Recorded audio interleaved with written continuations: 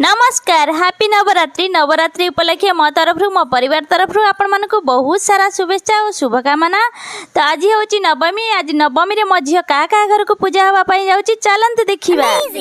प्रथम आरंभ होता आम तले रोवा पड़ोशी दुई जन से डाकी घरे पूजा सरी मैडम प्राप्य धरी घर को आसपर चलला से सांगर घर